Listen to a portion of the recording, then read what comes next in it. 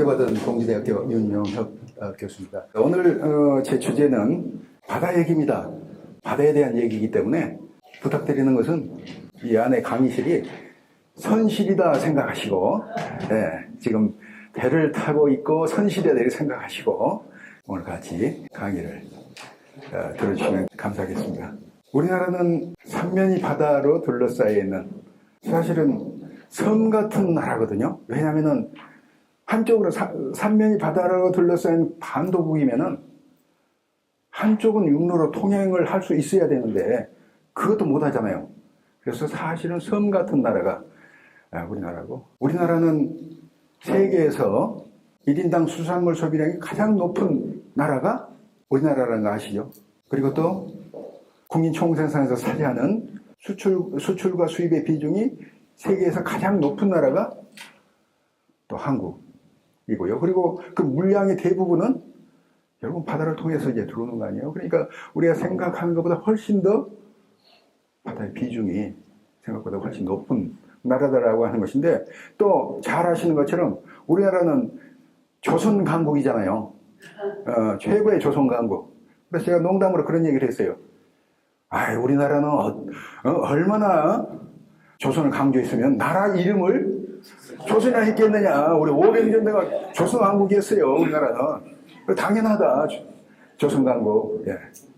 그런데 우리가 생각하는 것만큼 바다가 차지하는 그런 비중에 비해서 바다가 우리의 삶을 좌우하는 중요한 장이다라고 하는 거, 그렇게 우리가 인식하고 있지 못하는 경향이 좀 있지 않는가, 이렇게 생각하고 있습니다. 오늘 준비한 것은 4가지 줄거리로 준비를 했거든요. 첫 번째는 장보고의 길, 두 번째는 서궁의 길, 삼별초의 길, 신안성의 길. 그래서 4가지 길을 준비했습니다. 바닷길. 9세기부터 시작해가지고 14세기까지 500년 동안 바다의 역사에 대한 이야기를 진행을 하게 되겠습니다. 각각의 주제가 굉장히 많은 이야기를 포함하고 있기 때문에 아마 강의 들으신 분들은 이 각각의 주제에 대한 강의를 전에 들으신 분도 계시지 않을까 생각이 되는데, 그래도 다 익숙하시죠? 장보고도 익숙하시고 삼별초도 익숙하시고 신안산도 다 익숙하신 길이죠? 내비 없이도 다 찾아가실 수 있겠죠, 오늘? 장보고부터 이제 잠깐 말씀을 드리겠습니다. 9세기잖아요, 9세기. 제가 말씀드리고 싶은 이야기는 무슨 얘기냐면은, 장보고는 굉장히 유명해요. 장보고라고 하는 인물을 모르는 사람 없어요. 특히 전라남도에서는 더 많이 아시는데, 그럼에도 불구하고 여기에 대해서 우리가 아주 기본적인 것을 우리가 모른다. 그걸 오늘 간단하게 좀 설명을 드리고 싶다, 이런 생각을 합니다.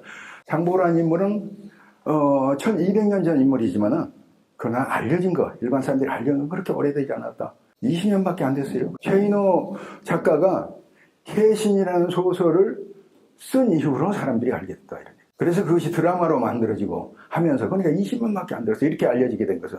의외로 알려진 것은 짧은 시간이었다, 이런 말씀을 드리는데, 드라마도 보고 이렇게 해가지고 많은 얘기를 했기 때문에 우리가 많은 이 중요한 기본적인 사실을 다 우리가 확인했을 것이다, 이렇게 생각하지만 잘 모른다라고 하는 것이죠. 뭘 모르느냐? 첫 번째, 장보고가 어디 사람이에요? 우리가 보통은 완도 사람이라고 많이 생각하죠. 그러면 정말 완도 사람이냐? 답은 뭐예요? 잘 모른다라고 하는 것이 답이에요. 다만 왕조 사람일 것이다 라고 하는 것이 또 답일 수 있어요. 그래, 추정하는 것이지 정말 어디 사람인지는 정확하게 잘 모른다라고 하는 것이에요. 2가지 기록 여기 있습니다. 장보고는 신라 사람인데 부지 그랬어요. 부지. 뭘 몰라요? 어디 사람인지를 모른다, 이렇게 돼 있어요. 그 다음에 또 여기는 이렇게 나와 있습니다. 이것은 장보고 딸 이렇게 신라 경주에 보내가지고 왕비 드리려고 할 때 이제 그때 논란이 됐던 이야기가 여기 인용이 되어 있는데, 여기 보니까 장보고는 해도인이다, 이렇게 되어 있습니다. 해도인. 섬사람이다, 이렇게 되어 있어요. 그러니까 이건 확실해요. 장보고가 섬사람이라고 하는 것은 확실해요. 그러나 우리나라 섬이 3,000개가 넘어요. 어느 섬인지 잘 모르고, 다만 완도를 선택을 한 걸 보면 완도라든가 아니면 주변 아니겠는가, 이렇게 추측할 수가 있는 거고요.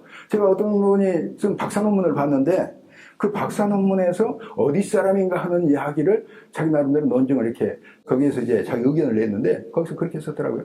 자기는 완도 사람이 아니라고 생각한다. 완도 사람 같으면 완도를 그렇게 완도가 가지고 있는 지정학적인 그런 조건을 그렇게 정확하게 파악하기 어렵다. 오히려 완도 사람이 아니기 때문에 그걸 잘 파악하는 거다. 이렇게 논문에서 그렇게 썼더라고요. 그래서 요거는 완도 사람이 아니다라는 그런 말씀을 드리는 건 아니지만은 그러나 완도 사람이라 추정하는 것이다. 예, 확실하게는 모르지만 추정하는 것이다. 이런 말씀을 드리는 거고요. 장보고는 유명하게 된 다음에 돌아가셨어요. 지금 와서 유명해지기 전에 그 당시에 유명해서 암살당했어요. 그런 인물은 태어난 것은 언제 태어났을지 잘 몰라요. 태어났을 때는 유명한 사람이 아니기 때문에 언제 태어났는지 모르는 것이 정상적이라고 할 수 있지만은 죽었을 때는 언제 죽었는지를 열정까지 있어요. 삼국사에 열정까지 있는데 언제 죽었는지를 우리가 아는 것이 정상이죠. 근데 언제 암살당했어요? 이게 굉장히 헷갈리는 거예요. 왜 헷갈리느냐? 어떤 데 찾아보면 841년으로 나온 데가 있어요. 어떤 데 찾아보면 846년으로 나온 데가 있어요. 이게 틀려요. 어떤 것이 맞아요? 정답은 잘 모른다. 그게 정답이에요. 어떤 것이 맞는지를 잘 몰라요. 여기는 기획재정부에서 만든 그 포스터인데 몇 년으로 되어 있습니까? 846년으로 되어 있습니다. 846년은 삼국사기에 근거한 거고요. 지금 여기는 잘 보이지는 않습니다만 몇 년으로 되어 있습니까? 841년으로 되어 있습니다. 841년은 장보고 기념관에 841년이라고 되어 있습니다. 이것은 일본 측 자료에 근거한. 이게 지금 그렇잖아요. 그래서 이게 어느 것이 맞지? 너무 고민할 필요는 없어요. 하여튼 정확하게 어떤 것이 맞다 이렇게 할 수가 없기 때문에 의외로 우리가 아주 기본적인 것들을 잘 모르는 것들이 장보고에서 많이 있구나. 여기가 어디예요? 네, 완도의 장도라고 하는 섬이고요. 청해진이 어디에 있었어요? 청해진이 여기에 있었어요? 이 장도에 있었어요? 청해진에 본영이 있을 거 아니에요? 본영이. 신라 경주에서 말이죠. 청해진 설치할 때 1만 명 군대 받아가지고 와서 이렇게 설치할 이런 것이잖아요. 그러니까 꽤 많은 병력을 가지고 있는 집단이었는데 그러면은 사령부가 있었을 거 아니에요? 사령부가. 그리고 배를 또 댈 수가 있었을 거고. 자, 그러면은 그 본영이 어디 있었어요? 여기 교과서에 이렇게 나와 있습니다. 교과서에. 청해전 유적지 장도. 완도 앞바다에 있는 장도에 청해전을 본거지로 뒀다. 이렇게 설명이 되어 있잖아요. 그러니까 장도가 청해전의 본거지, 본영에 있는 장사. 이렇게 교과서에 되어 있잖아요. 맞는 얘기예요?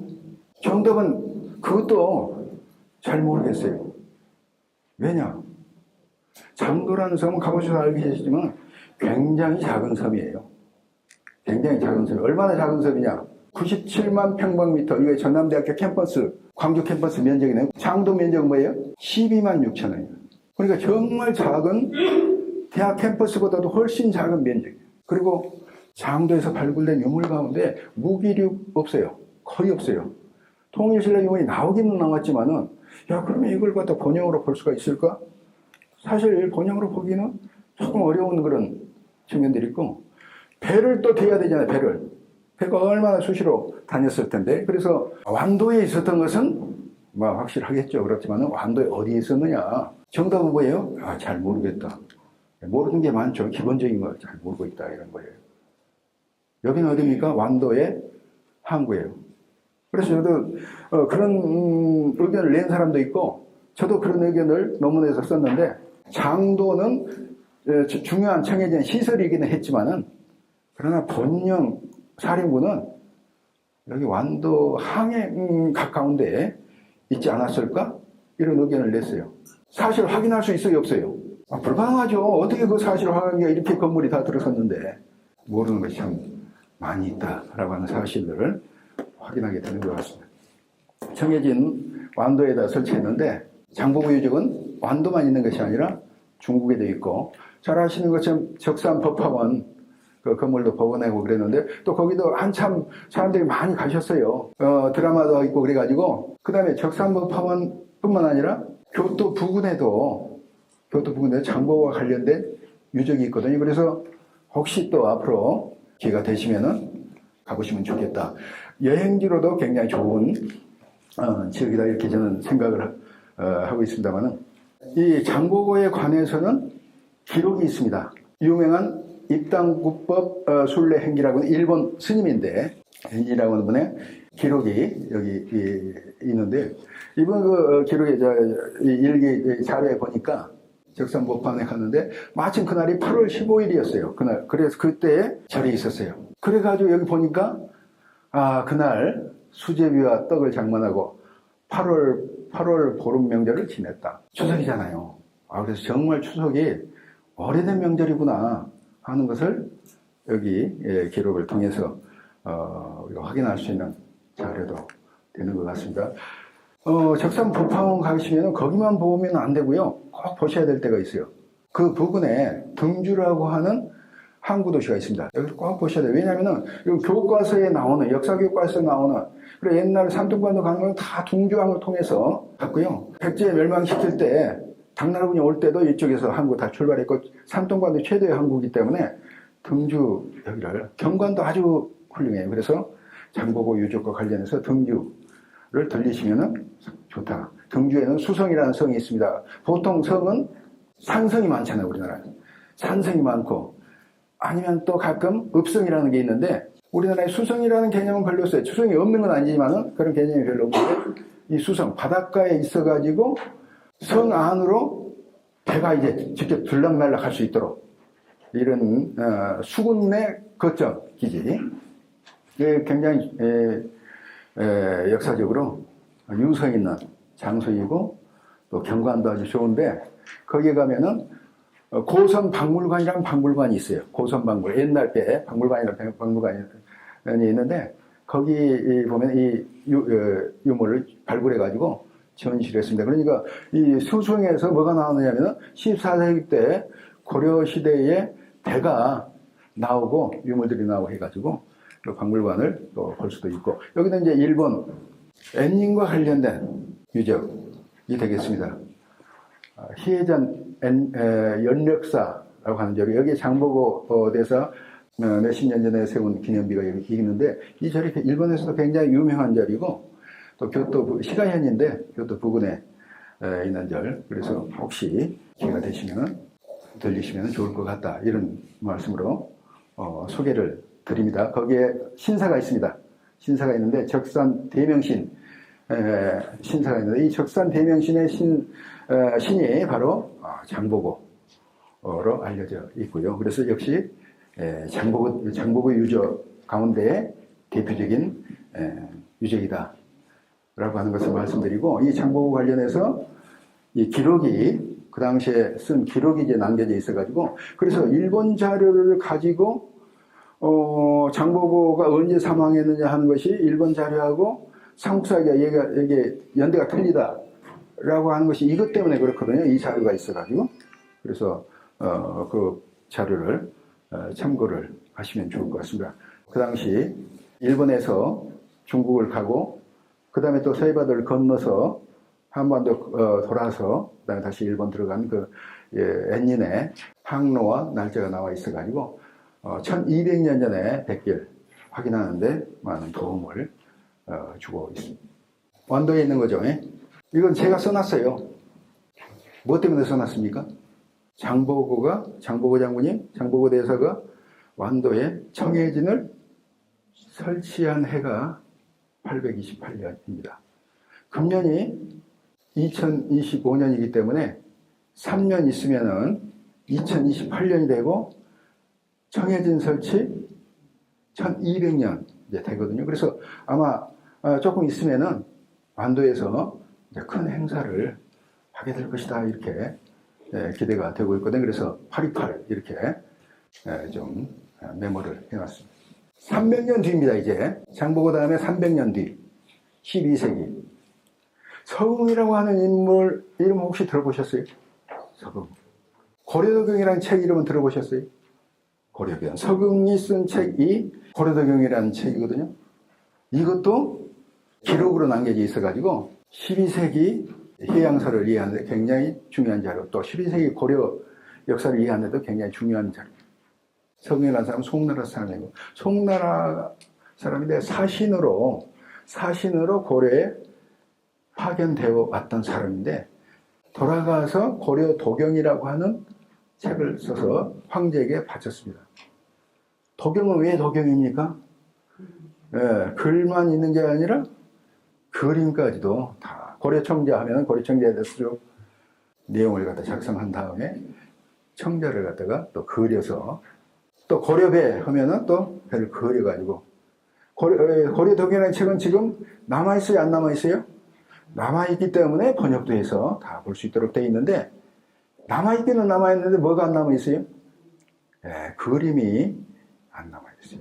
그래서 텍스트만 있고 그림이 없어. 그림까지 남아있으면 엄청 또 특별한 책이 됐을 텐데 그런데 이 사람이 송나라 사신인데 언제 고려에 왔어요? 언제? 고려에 온 게 언제 왔어요? 예, 여기 적혀 있습니다. 1123년에 왔습니다. 1123년이니까요. 금년이 2025년이잖아요. 그러니까 2년 전에 서궁이 고려에 온 지 900년 되던 해였어요. 900년 되던 해. 그때 여러 가지 행사를 하려고 얘기는 많이 썼는데 별로 행사가 안 됐어요. 왜냐하면 이게 중국 사람이거든요. 이게 행사가 잘 되려면 우선 중국하고 관계가 좀 좋아야지 행사 많이 돼. 금년도 한일 국교 이렇게 회복 60주년 이렇게 말은 하는데 이것도 말이죠. 외부적인 환경에 영향을 많이 받잖아요. 어떤 그래서 행사가 잘 안 됐고 또 이 행사가 잘 되려면 이 북한하고 관계가 좋아요. 왜냐하면 결국 포인트는 개경이기 때문에 북한하고 관계가 좋아야지. 그러면은 굉장히 아주 특별한 행사가 사실 여러 가지 기회가 됐으면은 행사를 했을 텐데 어떤 그 두 가지 조건이 다 만족이 안 돼가지고 행사가 제대로 이루어지지 않아가지고 별로 홍보가 되지 않고 이제 넘어갔던 사건이거든요. 그런데 어떻든 지금으로부터 900년 전에 배 타고 온 거다. 고려에 900년 전 서궁이라고 하는 고려 송나라의 사신이 뭐 타고 왔어요? 근데 배를 타고 왔어요. 어떤 배? 여기에 적혀 있습니다. 신주 2척과 객주 6척, 8척의 배로 사신단이 왔습니다. 신주가 본선이고 객주는 보조선이고 그런데 어마어마하게 큰 배예요. 여기 465톤 추정한다 이렇게 되어 있는데 그 당시 어마어마한 배고요. 사신단의 인원이 156명이고 그 다음에 선원들이 있기 때문에 전체적으로는 한 900명 정도의 인원이 온 것이죠. 그러니까 900명이면은요, 지금 생각해도 엄청나게 많은 인원이에요. 그렇잖아요. 예. 예. 그러니까, 그걸 생각을 하면은, 그 당시 아주 특별하게 송나라에서 고려에 사신을 보내가지고, 온 거란 말이죠. 배 이름이 뭐라고요? 타고 온 배가? 신주라고 하는 배거든요. 신주라는 배는 물론 지금 남아있지 않죠. 남아있지 않는데, 남아있지 않지만 남아있지 않은 건 아니에요. 왜냐? 요즘에 뉴스에 가끔 나옵니다. 무슨 얘기입니까? 우주선 얘기 나오잖아요. 유인우주선. 유인우주선도 배예요. 선자가 붙었잖아요. 유인우주선. 지금 요즘에 선저우라고 뉴스에 나와요. 선저우라고 뉴스에 나오는데, 그리고 지금도 이 19호가 갔다가 또 들어왔다가 또 발사대가 또 나갔다 이렇게 하는 거란 말이죠. 그래서 지금도 나가 있어요. 귀환을 못 해가지고, 그게 이제 뉴스에 나오고 있는데, 한자로 뭐라고 써놨어요? 신주라고 돼 있잖아요. 뉴스에서는 신주라고는 안 해요. 그러니까는, 선적으로 나오니까, 그냥 유인우주선이라 이렇게 생각하는데, 한자로 쓰면 뭐라고요? 이게 바로 신주. 이 송나라 사신 서궁이 타고 왔던 그 배의 이름을 따가지고, 지금 이 유인우주선 운영하고 있다 이런 얘기거든요. 서기 1123년에 왔던 전부 다 일기처럼 이것을 다 썼기 때문에 날짜가 쭉 나와요. 그리고 그다음에 그 항해 했던 코스가 전부 다 나오고 그래서 굉장히 중요한 자료도 어디에도 남아있지 않은 중요한 자료죠. 그래서 이렇게 쭉 이렇게 해서 개경까지 왔던 거. 서기 1123년에. 여기 바다에서 말이죠. 바다에서 출발은 여기 송나라 서울에서 출발을 했는데 천천히 내려와가지고 그다음에 여기 정해현이라는 데서부터 바다로 이제 큰 바다로 나가는데 여기서 개경 서울까지 오는데 얼마나 걸렸을 것 같아요? 날짜가 다 나와 있기 때문에 계산할 수 있습니다. 5월 24일 날 출발해서 개경에 왕궁에 도착한 게 6월 13일 날 이게 날짜가 다 나오니까 이게 굉장히 그렇게 중요한 자료가 되는 거죠. 대강 따지면은 한 20일 정도? 우리가 생각하는 것보다 굉장히 늦습니까? 생각하는 것보다 굉장히 빠릅니까? 둘 중에 하나죠? 그런데 배 타고 가는 것은 내가 마음대로 못하는 것이 배 타고 가는 거란 말이죠. 그렇잖아요. 여러 가지 조건에 영향을 받기 때문에 도치 순풍을 받으면은 그러면은 좀 빨리 가지만은 그렇잖아요. 어떻든 20일 정도면은 생각보다 좀 빨리 가지 않았나 이런 느낌이 좀 드네요. 그 코스들이 오면서 다 기록을 해놨어요. 오면서 다 기록을 해요. 서경은 이것을 왜 자세히 기록했냐? 서경은 이거 해가지고 보고하는 것이 자기 일이었어요. 그래서 굉장히 상세하게 한 달 동안 개경에 머물렀는데 뭐 이거저거 다 꼬치꼬치 다 물어가지고 다 정리를 해놨어요. 그래서 그냥 그것 때문에 왔기 때문에 5월 16일 날 영파를 출발해가지고 그다음에 정해현 보타 간음사라는 유명한 절이 있습니다. 배를 타고 갈 때는 내가 마음대로 할 수가 없고 그 다음에 또 가다가 무슨 일이 있을지 모르고 경우에 따라서는 돌아오지 못할 수도 있고 그래서 제일 중요한 것은 이런 때는 보험을 꼭 들고 가는 일이 중요하잖아요. 그때 보험이 있었어요? 이게 보험입니다, 이거. 네, 절에 기도하고, 그렇잖아요. 절에 기도하고. 배 안에도 불상이라든가 이런 여러 가지 또, 제사 지낼 거 다 챙겨가지고. 그래서 이 절이 굉장히 오랫동안, 중요한 해양신앙의 거점으로 발전했던 것인데, 5월 24일 날 이제 출발을, 음력입니다, 음력. 5월 출발을 했습니다.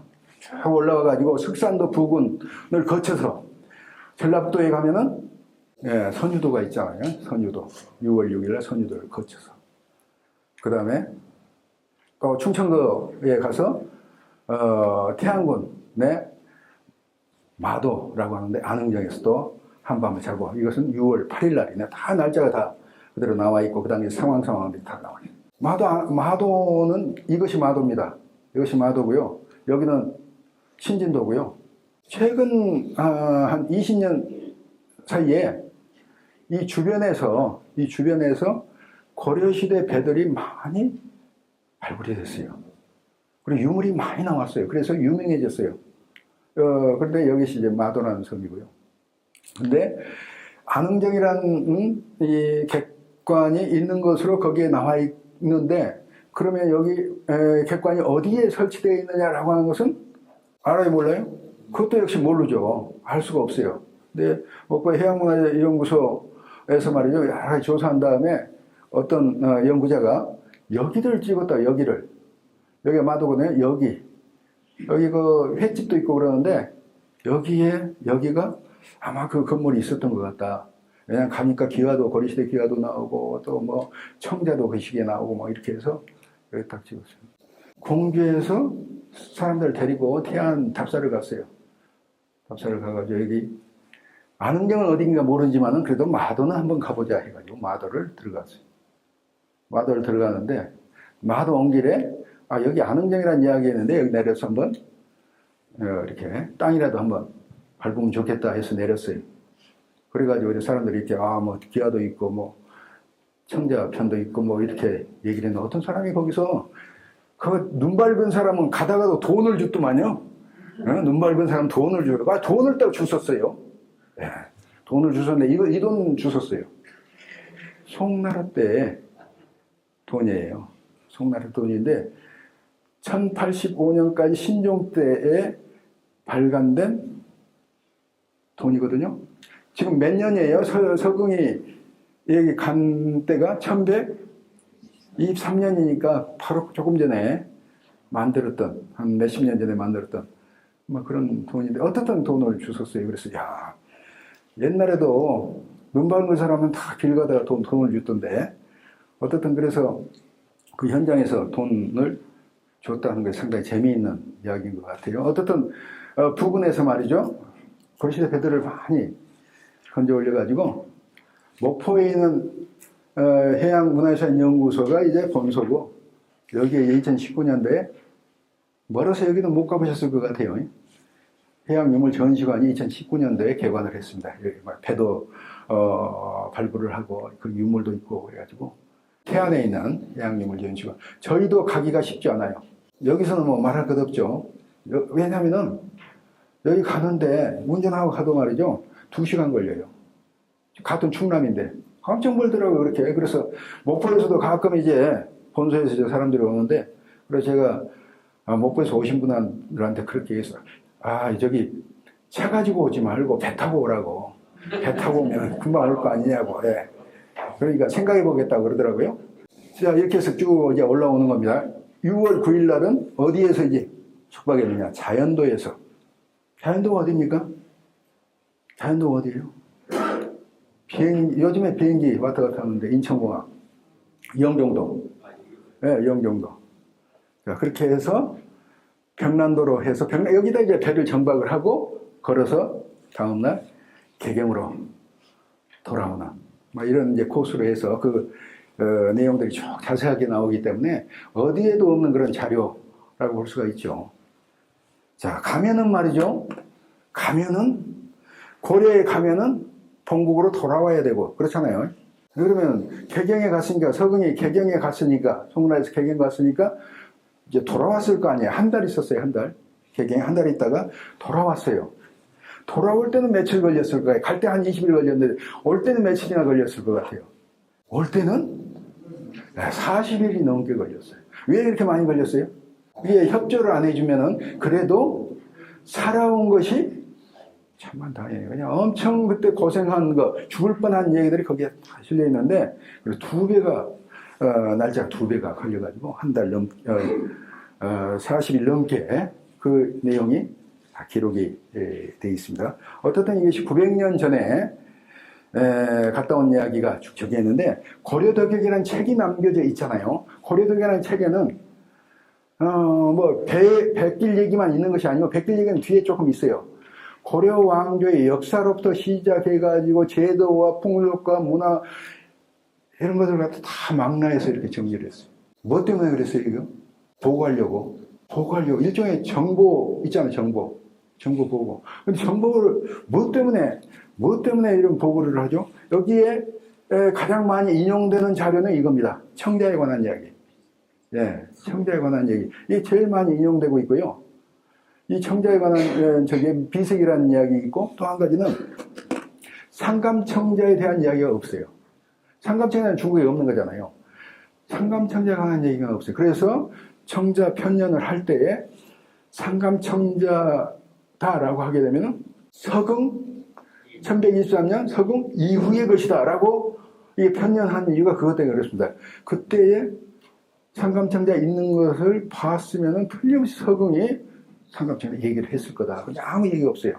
예, 그래서 이 상감병이 평년하는데 아주 중요한 근거로 삼고 있는데, 뭐 때문에 그 많은 규모의 사신단이 송나라에서부터 왔으며, 그리고 이렇게 상세한 정보를 갖다 다 정리해가지고 보고를 했으며, 왜 그러냐 하는 얘기입니다. 1123년에 어떤 일이 고려에 있었느냐? 인종이라는 임금이 1123년 2월에 즉위했습니다. 그래서 사신단을 보낸 명분은 인종 즉위를 축하하기 위해서. 근데 어마어마한 규모잖아요. 고려 왕 즉위 축하하기 위해서 이렇게 많은 사람을 보낸다면 어마어마한 인원을 보냈는데, 그 당시는 송나라가 금나라한테 굉장히 군사적으로 위협을 받고 있던 시기이기 때문에 어떻게 해서든지 고려의 힘이 필요한 때예요. 고려하고 손 잡으면은 두 나라가 합쳐서 금나라 대응할 수 있거든요. 그래서 옛날에 자민련이라고 들어보셨어요? 민주당하고 이렇게 합쳤잖아요, 자민련. 그래, 대통령도 만들고 그랬잖아요. 자민련. 그러니까 고려는 표는 그렇게 많지 않지만은 그래도 캐스팅 보트가 된단 말이에요, 캐스팅 보트. 그래서 고려를 갖다 붙잡기 위해서 대규모 사신단을 보내고, 그 다음에 앞으로 그런 관계를 또 계속해서 유지하고 외교를 하기 위해서는 뭐가 중요해요? 정보가 중요해요, 정보가. 그래서 그렇게 했다, 이런 얘기인데, 1123년에 서궁이 고려에 들어와가지고 그 이듬해 1년 뒤에 이제 황제에게 이렇게 책을 정리해가지고 이게 말하는 출장 보고서입니다. 고려도경 책을 갖다가 바쳤습니다. 1124년에. 그 다음에 어떻게 됐어요? 지금 송나라입니다. 그 다음에 여기가 서울입니다. 변경. 여기가 서울인데 그 다음에 어떻게 됐어요? 1126년에 2년 고려도경 바친 2년 뒤에 1126년에 어떻게 됐어요? 송나라가 망했어요. 금나라가 쳐들어와가지고 송나라가 망했습니다. 망해가지고 이제 남은 황족들이 남쪽으로 내려왔어요. 그렇잖아요. 그러니까 고려도경의 효용이 어떻게 됐어요? 효용이 없어졌어요. 그래서 원래 의도했던 대로 용도로 사용되지 못하고 그래도 하여튼 지금 텍스트가 남아서 굉장히 고려시대에 자료가 되겠다 이런 말씀을 드릴 수 있는 것 같습니다. 최근에 나온 자료입니다. 최근에 이런 자료가 나왔습니다. 항주에서 여기 내려올 때 항주 거쳐서 저기 고려 올 때 왔는데 항주에서 이런 석각이 나와 있습니다.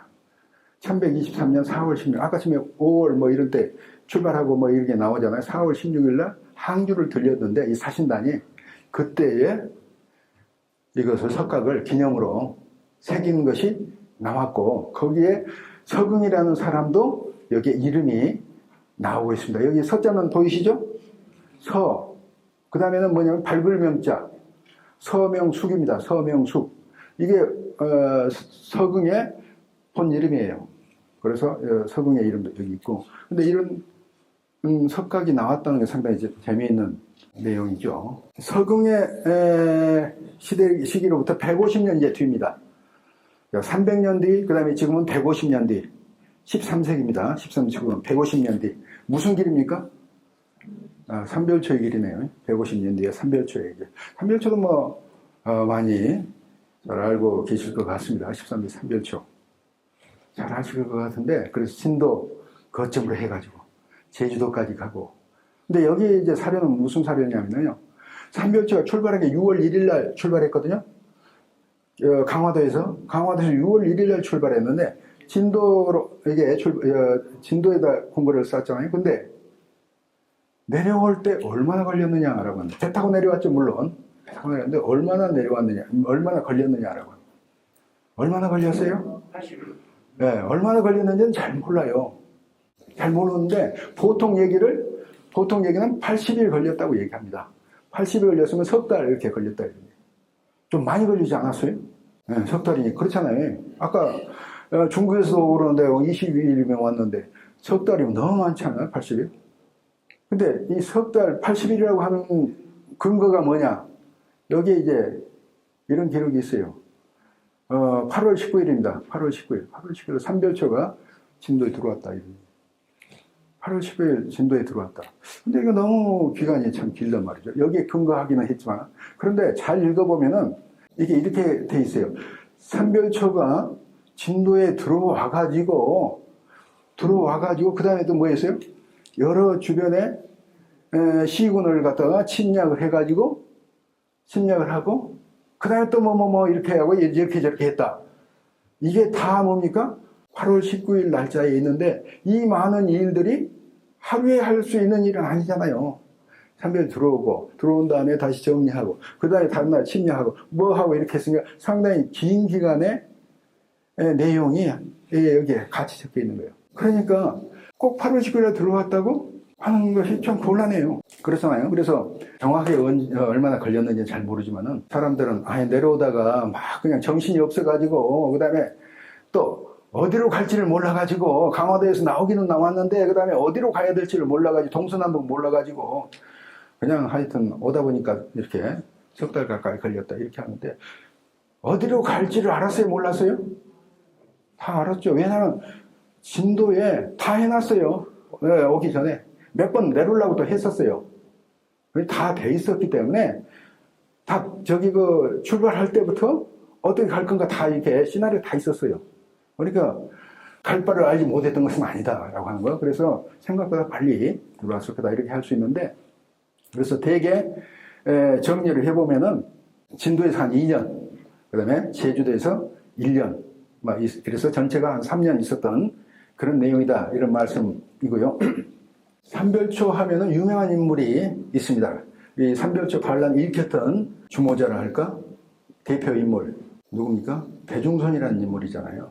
많이 나오니까 배중선, 역사책이 나와. 배중선이 삼별초 붕괴했다. 배중선은 어디 사람이에요? 저기 장보고는 완도 사람인 것 같고, 그 다음에 또 배중선은 어디 사람인 것 같아요? 그래서 사람들은 모르죠. 모르니까, 그러면 진도 사람 아닐까? 네? 진도 사람. 그래서 진도로 간 거 아닌가? 뭐 이렇게 얘기하는 사람도 있어요. 그런데, 아까 말씀드렸잖아요. 배중선이 오기 전에 이미 다 궁궐도 지고 다 미리, 그러니까 배중선이 정한 게 아니라 그 전에 다 정해가지고 내리려고 다 해놨던 것이기 때문에 그렇게 보면 배중선이 진도 사람일 가능성은 거의 없어요. 그렇잖아요. 어디 사람이에요? 이런 기록이 있어요. 몇 년 뒤 기록인데 상주, 청주, 해양, 진도, 삼별초, 적당 우두머리들의 고향이다. 이렇게 나와요. 맨 앞에 어디가 나와요? 상주가 맨 앞에 나와요. 상주는 경상도고, 청주는 충청도고, 그 다음에 해양은 어디에요? 해양. 해양은 광주고, 전라도. 다 삼도를 갖다가 고르게 이렇게 다 하나씩 넣어놨네요. 그런데, 이거 보고, 배중선은 아마도 상주 사람인 모양이다. 이렇게 좀 생각이 들더라고요. 배중선은 상주 사람인 것 같아요. 왜냐하면 배중선이 삼별초하면 제일 먼저 떠오르는 인물이 배중선인데 세 지역을 열거하면서 어디를 맨 앞에다 해놨어요?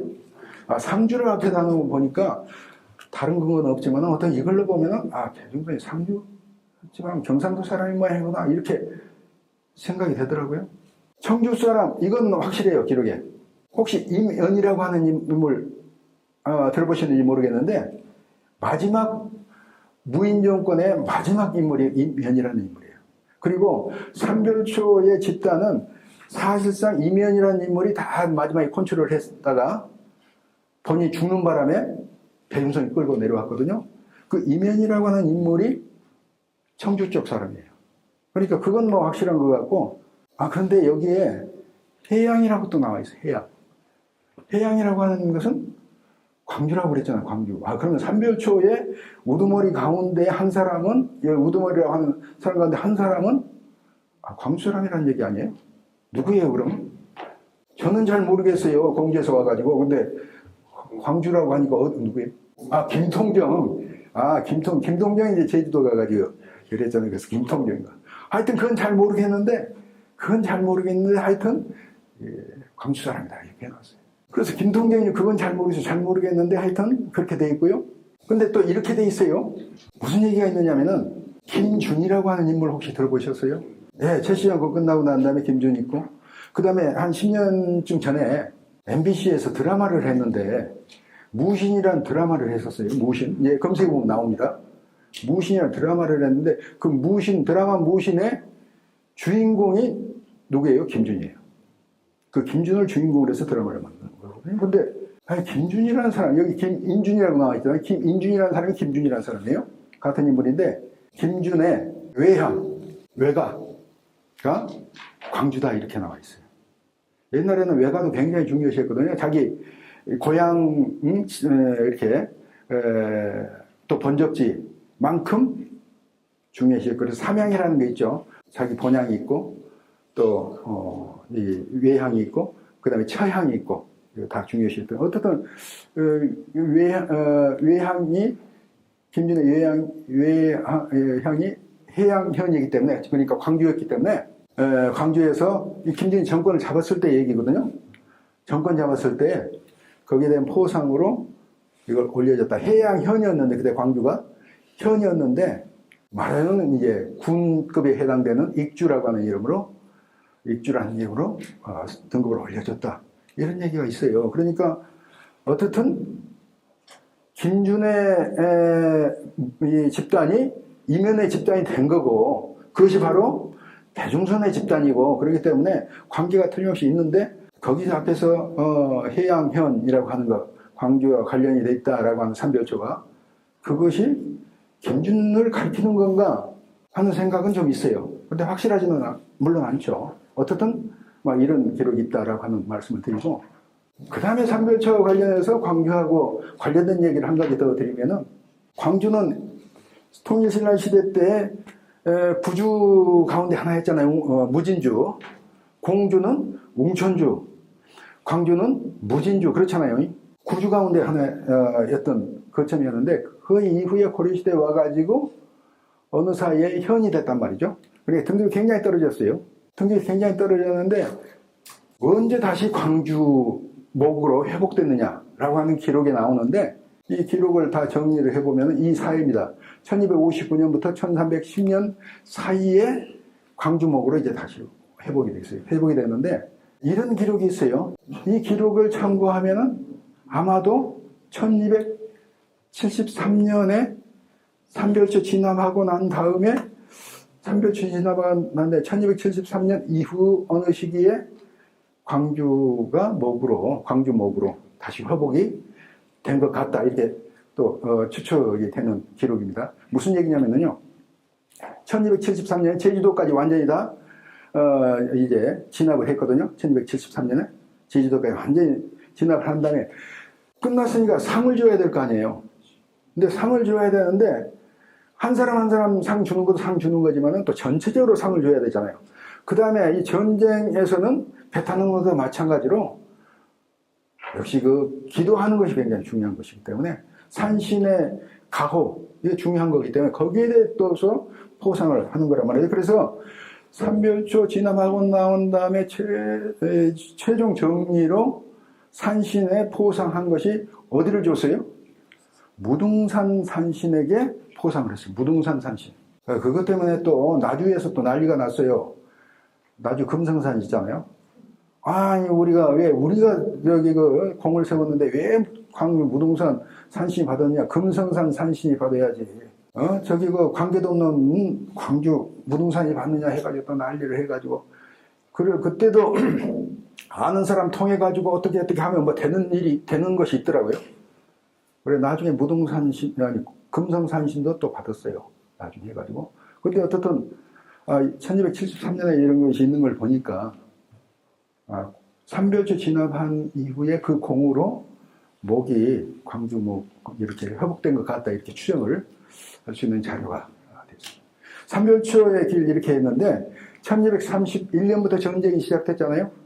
1231년부터 전쟁이 시작됐는데, 삼별초가 진압된 다음에 전쟁이 끝나지는 않았다는 거 아시죠? 왜냐하면 또 준비해가지고 어디를 갑니까? 일본 쳐들어가잖아요. 일본에 두 차례 쳐들어갔잖아요. 그래서 그 내용들을 정리한 건데, 1274년에 들어가고 1281년에 들어가고, 그래서 실질적으로 전란이 끝난 것은 1281년에 끝났어요. 그래서 1231년에 시작돼가지고 삼별초란의 진압에도 끝나지 않고 1281년까지. 그래서 몽골과 쳐들어왔던 그 전란의 그 기간이라고 하는 것은 몇 년이에요? 1231년부터 1281년까지 50년입니다. 50년 전란입니다. 무인정권은 1117년부터 1270년까지 해가지고 딱 100년, 딱 100년이에요. 무인정권 딱 100년 기간이고, 몽골과 쳐들어온 전란의 기간은 딱 50년. 그래서 50년 전란. 이것이 50년 전란이다 라고 하는 것을 말씀드리는 거고, 1281년도 이게 전쟁 마지막 때인데, 그때 전투에서 침몰한 군선들의 잔해가 선박이 최근에 수중조사에서 확인이 됐습니다. 근데 이 군선은 고려에서 나간 게 아니고 송나라 남송에서 출정했던 것들이고, 작년 2024년도에 몽골의 침입 750주년이라고 해가지고 뭐 여러 가지 행사를 작년에 일본에서 학술 행사라든가 전시회라든가 했던 그런 자료가 되겠습니다. 이게 1274년 몽골 침입받은 걸 기준으로 하면은 작년이 750주년이 되는 해거든요. 그래서 여러 가지 행사를 했는데, 몽골이 일본 침입한 게 750주년이면은요, 2020년은 삼별초 진도 750주년이고요. 2023년은 제주도에서 삼별초가 폐명한 또 750주년이고요. 750주년을 그 사이에 몇 번 최근에 있었거든요. 근데 우리 조용했잖아요. 못 들어보시죠? 저도 못 들어봤어요. 그래서 이거 좀 한번 하면 좋겠다. 750년에서 여러 가지 행사를 좀 하면 좋겠다 했는데 그 행사가 없었기 때문에. 그런데 행사가 있었으면 이 얘기를 좀 해야 되겠다 해가 준비해 놓은 건 있었어요. 근데 한 번도 얘기를 못 했네요. 그래서 그냥 오늘 여러분들 뵙는 김에 그래서 한 가지 이제 말씀을 드리는 건데 이거 하면 좋겠다라고 하는 제안이었거든요. 세계유산 하는 거 하면 좋겠다. 강화도 하고 진도 하고 제주도 하고 그 다음에 이것만 하는 게 아니라 여러분 후쿠오카가 있는 유적 다 합쳐가지고 두 나라의 유적이죠. 세계 유적. 그래서 13세기 몽골 침략을 저지한 동아시아 해양 도서 방어유 이런 명칭으로 해서 하면 좋지 않을까 이런 제안을 하려고 그랬어요. 근데 뭐 얘기할 기회가 없어가지고 못했고 하여튼 이거 어떨려나 이런 생각을 해서 오늘 광주에서 말씀을 드립니다. 광주는 삼별초하고도 관계가 있잖아요. 왜냐하면 그것 때문에 무등산 신이 포상도 받고 어떻든 또 광주 뭐 회복도 되고 그랬으니까. 네 번째는 신안선 다 아시죠? 이게 바로 신안선이잖아요. 지금 국립해양문화유산연구소에 있는 나올 때 이렇게 나온 건 아니고요. 나올 때 다 하나씩 이렇게 나왔는데 몇십 년 걸려서 이렇게 해가지고 이렇게 맞춘 건데 이거 이제 추정이지만 이게 몇 톤 정도 되느냐라고 하는 추정이 있는데 어디 그렇게 적어놨더라고요. 200 몇십 톤 된다. 굉장히 큰 배거든요, 이것도. 근데 도자기만 해도 뭐 2만 점이 넘게 실려 있었으니까 근데 200 몇십 톤 된다, 260톤 뭐 이렇게 누가 해봤더라고요. 근데 앞에 서경이 타고 온 신주라고 하는 배가 거의 추정한 거 보면 한 460톤 이렇게 돼 있었으니까 그러니까 신주라는 데는 얼마나 컸나 하는 것을 짐작할 수 있는 그죠. 1976년에 처음으로 조사가 돼가지고 알려지게 됐잖아요. 금년이 2025년이니까 내년은 2026년이 되고 그래서 내년은 신안선이 조사된 지 50년 되는 거예요. 50년. 그래서 이 신안선 관련된 기관들이 많이 있기 때문에 아마 내년에 행사가 크게 있을 걸로 생각이 됩니다. 그런데 신안선 잘 아시는 것처럼 우리나라 것만은 아니고 또 일본 것이기도 하고 중국 것이기도 하고 그래가지고 일본이나 중국에서도 다 관심이 많잖아요. 제가 들으니까 일본서는 내년에 행사를 하기 위해서 금년에 미리 행사를 한번 한다. 준비 행사를. 그래서 연말에 학술 세미나를 한다고 그러더라고요. 국제 학술 세미나를. 금년에. 그래서 그분이 그래요. 그래서 물어봤다. 신안선 하게 되면 우선 첫 번째는 목포에 있는 해양문화유산연구소잖아요. 그래서 거기다 물어봤다. 그럼 우리는 뭐 하느냐고 내년에 물어보는 사람이 많다. 일본서도 물어보고 중국서도 물어보고 내년에 언제 뭐 하느냐고 지금부터 이제 계획 세워야 된다고. 그래서 알아봐 달라고. 그래서 물어봤대요. 하여튼 그렇게 중국이나 일본에서도 관심이 많은 사항인데 신안선이 나오면서 두 개의 국립기관이 새로 생겼어요. 그 첫 번째 하나가 뭡니까? 배 때문에 국립해양유산연구소. 처음에는 명칭은 좀 달랐습니다만은 국립해양유산연구소가 만들었어요. 목포에. 지금 현재 목포에 있는 국립해양유산연구소가 이 신안선 때문에 이제 만들어진 거 아니겠어요? 저는요, 원래 그 몽골 침입 연구를 했거든요. 몽골 침입 연구를 하다가, 그 다음에 또 삼별초 또 연구를 하다가, 서기 2000년에 삼별초 논문집을 이제 냈어요. 서기 2000년에. 삼별초를 하다 보니까, 삼별초라는 게 진도 가고, 제주도 가고, 그 다음에는 제주도 진압하고 난 다음 바로 이듬해에 일본으로 또 들어가잖아요. 결국은 바다가 나오더라고요. 그 당시까지만 해도 중세 해양사라고 하는 것은 별로 개념이 없었어요. 근데 바다가 나오더라고요. 그래서 바다를 공부해야 되겠구나. 해양사 공부해야 되겠구나. 그 다음 연구를 하려면. 그런데 어디 가서 해양사를 합니까? 그래서 생각한 것이 그 당시 유일하게 기관이 하나 있었던 것이 국립해양유물전시관. 이게 목포에 있었어요. 그래서 거기 가서 공부하면 좋겠다. 거기 가면은 좀 이제 도움을 받을 수 있겠다. 그 당시 국립해양유물전시관에 1년 동안 파견됐어요. 그리고 교수로서 있었던 사람이 유일하게 나밖에 아마 못 쓸 거예요. 1년 동안 파견돼가지고 그때 1년 있는데 이걸 하더라고요. 이제 국제학술회를 2006년도에 30주년. 그리고 이때부터 해양문화연구소가 아주 굉장히 활발하게 지금까지 활동을 하고 또 발굴하고 있는 거죠. 또 하나의 기관이 생겼어요. 이 신안선 때문에 생긴 기관, 국립기관, 광주박물관. 뭐 때문에? 신안선 발굴해서 유물이 많이 나왔잖아요. 유물을 어디다 갖다 놔요? 목포에다 둘 수가 없어요. 그러니까 그 유물을 둘 수 있는 박물관을 만들어야 되고, 그러면 광주가 좋겠다. 그래서 1970년에 국립광주박물관. 그러니까 신안선하고는 광주하고는 굉장히 밀접한 그런 관계가 있는 거고요. 그때 나온 유물이 도자기가 2만 점이 넘는 어마어마한 그런 양의 유물이 남았고요. 그래서 지금 광주박물관이 아시아 도자기 특성화된 그런 이제 박물관으로 발전하지 않았어요. 제가 특강을 하게 된 경우가 있으면 가능하면은 그 특강 주제와 관련된데 가운데 어디를 이제 답사를 하거든요. 그래서 이번에도 한번 갔다 왔어요. 답사를. 어디 갔다 왔겠어요? 신안선 침몰한데 어디입니까? 증도. 그래서 일부러 증도를 갔다 왔어요. 근데 가보니까 증도가 섬이 아니래요. 그냥 뭐 차로 그냥 다 다니대요. 그래 여기가 침몰했던 여기 발굴했던 그런 지점이다. 이런 얘기인데 이런 거 해가지고 나는 사진으로 볼 때는 이게 있어가지고 여기를 들어가고 싶어가지고 갔는데 공사가 아직 안 끝났더만요. 그래가지고 못 들어갔는데 다음에 한번 선생님 한번 가서 보시면 좋을 것 같습니다. 신안선 유물은 한국에 있지만은 꼭 한국 것만 아니고 사실 이건 이제 일본 사람들과 관련된 유물이고 중국 사람들하고 관련된 유물이고 한국 청자도 있고 어떻든 그런데 신안선에 중요한 것은 기록이 남겨져 있다라고 하는 거. 목간이라고 그러죠. 거기에 다 기록이 이게 언제 짐을 실었는지 이런 것들을 다 적힌 목간이 남겨져 가지고 그래서 1123년이라는 연대도 그래도 나오고 어떤 한국에서 출발했는지도 나오고 어디로 가려고 했던 것 그런 것들이 다 나와 있는 거 아니겠어요? 그래서 신안선 유물관대 특별히 목간 자료가 굉장히 중요한 것 같습니다. 최근에 뭐 이런 얘기들이 있어요.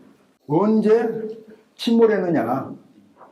어차피 언제 침몰했는지 대충은 알지만은 1123년 한 6월 말이나 늦으면 7월 초나 하여튼 그 정도 될 거다라고는 대충 알지만은 사람들은 가능하면 좀 정확하게 알고 싶어 하잖아요.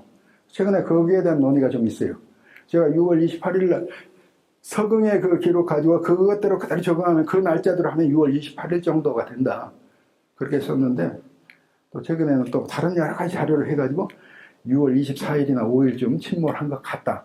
뭐 이렇게까지 날짜를 해놨는데 어떻든 신안선이 내년에 발굴 50주년이니까 이렇게 되기 때문에 또 여러 가지 행사들이 광주라든가 목포라든가 이런 데서 행사가 있을 걸로 그렇게 생각을 합니다. 한국해양사연구라는 책 오늘 내용 가운데 많은 부분이 여기 들어가 있습니다. 감사합니다.